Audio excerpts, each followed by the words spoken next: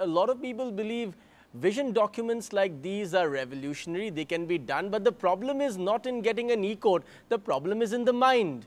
The problem is there are too many vested interests involved as far as law is concerned, that lawyers themselves have vested interest in cases. They continue to, and you all have been remarkably frank in the last couple of days in talking about these issues, that there are vested interests, so therefore cases continue forever and ever. How will you change the mind? Because the main bottleneck, it seems to me, is in the mind. There are two factors. Number one, many a time we think that we can reform the mind of an individual. I don't believe in that. I believe in evolving a system put in place so that the mind of the individuals or the community will be attuned to that. This is how the reform process takes place. And another point, that what is the purpose of organizing such a national consultation process yesterday and today? You must have seen that all the stakeholders were present. They participated, they debated, they reflected. Starting from the Supreme Court Chief Justice of India, the judges of the Supreme Court, the Chief Justices of all the High Courts, Justices of the High Courts, including a judge who works in a district or in a city or a magistrate, they have been present as representative.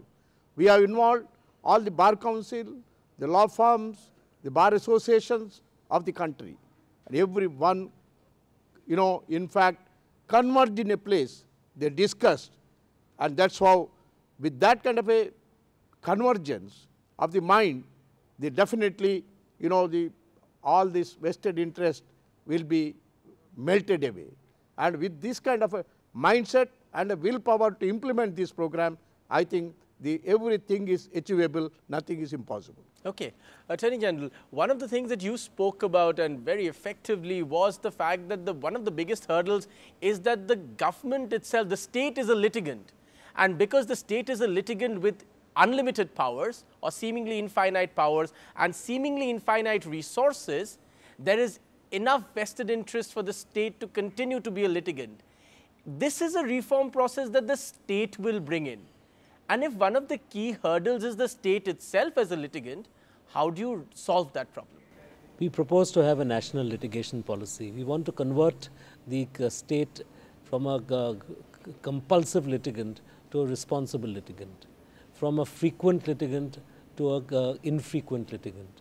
So that and this can only happen if we have systems in place which will not allow the filing of useless matters, useless appeals or useless applications. Now, to enable people to take a decision, we will have a comprehensive national litigation policy in terms of which you will decide whether you go further or not. So then you have to act in accordance with the policy, and you will not be allowed to file this litigation. That's a major achievement which we are planning to bring in. Okay. The other big problem is corruption. A lot of legal help to common citizens in this country doesn't happen because basically the process is corruption ridden. If you're trying to change the mindset, how do you weed out corruption? Because that seems to be another key hurdle. Well, I mean, there are many ways of tackling corruption, but I think the primary way, the most rational way, is actually to ensure transparency and accountability in the functioning of courts and in the functioning of lawyers. The moment we achieve that, I believe that corruption will necessarily, as a byproduct, will have to recede into the background. The advantage of this consultation has been that while many people believe that something needs to be done within courts, but they would not know what is that something which needs to be done. But this is the first time we thought that let us at least table our own vision and let us see whether people are willing to come together on a common platform and discuss what we are tabling. The great success of this consultation has been that people have all come together. They also realize that corruption is not an evil which is directly tackled. For the purpose of dealing with a systemic problem, you will have to first of all table a vision by which you have a new system. And that's precisely the vision which we have actually tabled. It attracted criticism It attracted democratic comment. There were reservations. But the point is, in a democratic space, everyone had a chance to say something. But the resolution, which tells you exactly how the way things went after 2 days of very severe internal dialoguing, is the resolution said that we adopt the vision statement, we work towards the vision statement, we implement the vision statement. And this, I think, is one of the most momentous contributions as far as our profession is concerned. Minister, there's always been a dichotomy about justice in this country. We're a country where there are 3 crore cases pending. We're a country where people consistently are afraid, in some senses, to go to the courts, to go to a lawyer. They think, oh, you know, we'll get stuck there for years, it'll take 15 years. And yet, we seem to be a compulsively litigating country. There seem to be hundreds and thousands of people consistently filing cases. And on the other side, we also believe that the justice system is the only the final, aid to the hapless citizen, because even when the government fails to get justice, and we've seen this in cases like the Jessica Lal case, the justice finally comes from the court. What in your mind explains this dichotomy that India seems to have with justice? First, justice starts from the governance. The governance at the lowest level, governance at the highest level. That is what our Prime Minister Dr. Manmohan Singh intends to have it. That is how he appointed me as a chairman of the Administrative Reform Commission. So we have a cabinet subcommittee now looking into every aspect of it, so that the administration becomes a citizen-centric administration and the governance is improved. And we have, unfortunately, we are yet to unlearn a lot of colonial shadows, which was given. Perhaps Lord Macaulay gave some system of civil administration which is 160 years old. But when I went to London and UK, I found that they have given up more than 40 years back. We are reluctant to do that. I think we need to unlearn a lot of things. And that is where we got stuck up, first of all, I must tell you. And that is what we are going to improve it. That is on the way. It has been put on the fast track of the governance reform.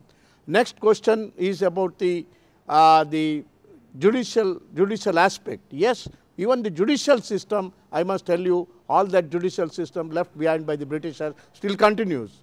I think we need to, that is why as a reformer, I call it that we must have an instrument of creative destruction. Somewhere, we have to destroy certain old relics, and so that we get into the new reform regime.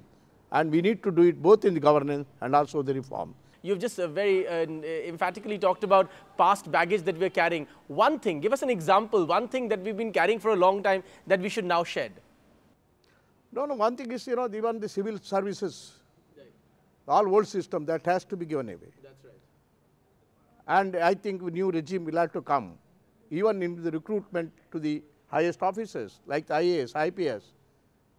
We have suggested, you make the graduates, they sometimes, the recruitment of the IAS officers are done when they are 35 years old. By that time, they would have already built in the prejudices within them. Right. That mindset is not free. That is why I said, plus 12 stage, you must recruit them, give them the training to become the ideal civil servants. This is what some of the changes which we have suggested needs to be done. Okay, I wanted to ask you one more thing. The other big flaw of our justice system for the common man is that always we believe the rich and powerful get away with anything that they want. They always get away. So the hapless citizen never gets any justice. The rich and powerful can get away with anything that they want. Even today, even as we speak, the country, the courts of the country, or the biggest case in the country is 2 brothers, the Ambani brothers, fighting and the whole country watching. In your mind, when you see a case like this unfolding, obviously this puts a question mark in the minds of citizens about what justice and what kind of courts we have, because here's an entire justice system which is embroiled in one particular case with 2 brothers fighting. The government is being embarrassed by the case. In your mind, when you see a case like this, is the government embarrassed? Would you want less of this kind of thing to happen? We have already applied our mind on that. Right. There are a number of high value cases, commercial cases. Correct. We are going to constitute the commercial courts in each of the high courts. And we are going to introduce that bill in the next November in the Parliament. And when that comes up, they will be separated. I don't think the courts need to be embroiled with all these high value cases or the rich man cases. The court should be one and the same for everybody. Even the last man in the queue should get the justice. Maybe that he should be given preferred, he should be a preferred customer for the justice. And that is what we would like to have it done everywhere.